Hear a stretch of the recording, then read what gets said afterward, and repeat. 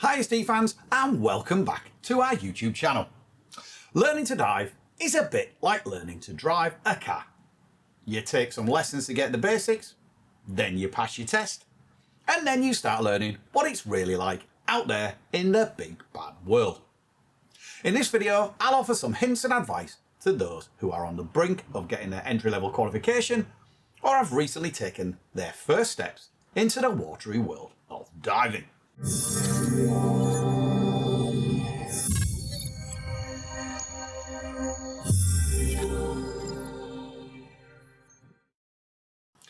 I remember my mechanic granddad telling me many moons ago, when I excitedly told him that I had passed my driving test, at the first attempt too I might add, that now I had ticked that box, I would learn what it was like to drive out in the real world.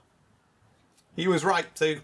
The driving lessons and the subsequent test might have furnished me with the basics, but those first few months out on the road, riding solo in my own car, represented a huge learning curve. And it's much the same with diving. Whatever entry-level diving course you go for, regardless of the training agency, will teach you the core essentials of scuba diving. Now, there is an argument that certain agencies might go into more depth, excuse the pun, than others, but that discussion is for another time. And to a large extent, the quality of the course revolves more around the individual instructor than it does the agency. At the end of the day, there's only so much you can learn and digest in 4 to 5 days. Yes, some entry-level courses take several months when taught through a club system. But there is the argument that an hour in the pool here and a day there offers no real advantage over an intensive course over a period of 4 or 5 days. So, you have your entry-level certification in hand. What's next? Well, the main advice I can offer is that once you have got your entry-level qualification, don't rush into your next certification course. Remember, you learn to dive in the first place to actually go diving, not sign up for yet another course. The best thing I can suggest is to get some dives done before progressing further up the certification ladder. Go on some fun dives, really nail down all those basic skills and just enjoy yourself underwater. This is when you will start to hone your dive skills by getting plenty of dive time under your belt. Just as with driving, when you're out in the big bad world with just your buddy, is when you will really begin to grow your diving experience. Yes, you might have the odd minor mishap here and there, but take things steady, dive conservatively as your skill set develops, and your learning curve will take a nice constant upswing.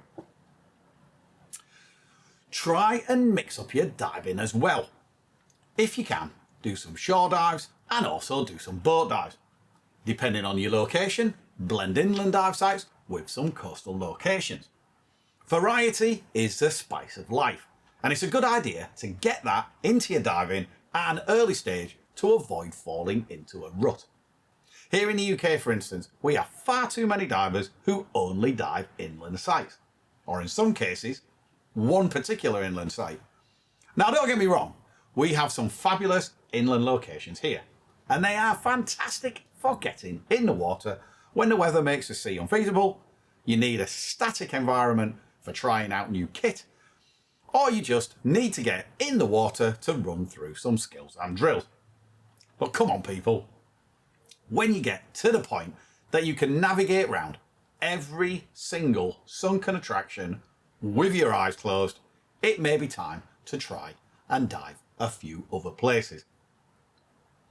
It is many moons ago since I started diving, but I'm putting all the above hints and advice into play with my teenage son.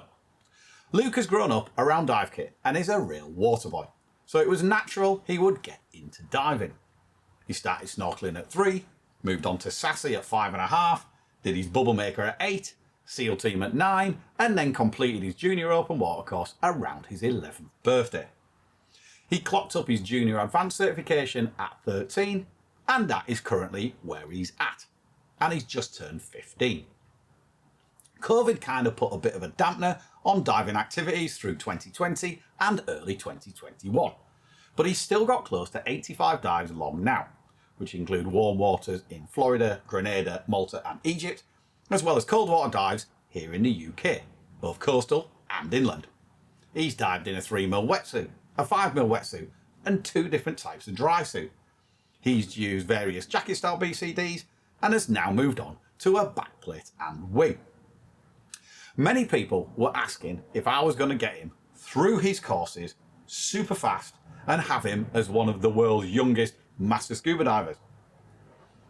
But really, why would I want to put that much pressure on him? He wants to do his rescue diver course and a few specialties, namely deep, nitrox and rec, and he is showing an interest in the new Junior Dive Master qualification. But crucially, I'm letting him develop at his own pace. I want him to enjoy his diving, not feel like he's a hamster on a wheel. He's a solid little diver, and many have commented on how natural he is under the water. But that doesn't come with courses, that comes with hours actually spent diving and honing your skills. So don't pile the pressure on yourself. Don't get too caught up in courses. Consolidate your skill set at each level and only move on when you want or feel ready to. I know several people who have been diving for donkey's years and are still only open water divers.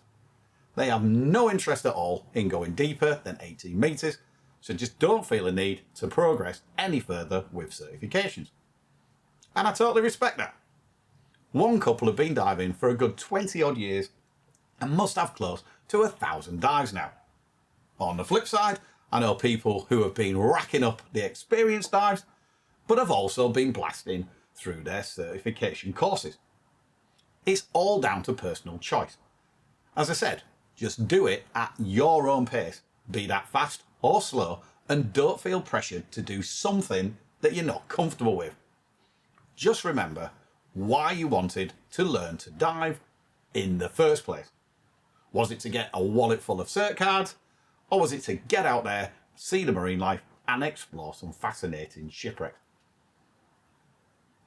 So, what are some of your pointers for newly qualified divers, or those who are maybe looking to get into our sport? Leave your comments below, and if you've got a question, fire away. If we can't answer it, maybe someone in our community will be able to. If you enjoyed this video, be sure to subscribe to our YouTube channel and check out our ever-growing playlist for more educational and inspirational videos. As always, stay safe, and if you're going diving, enjoy!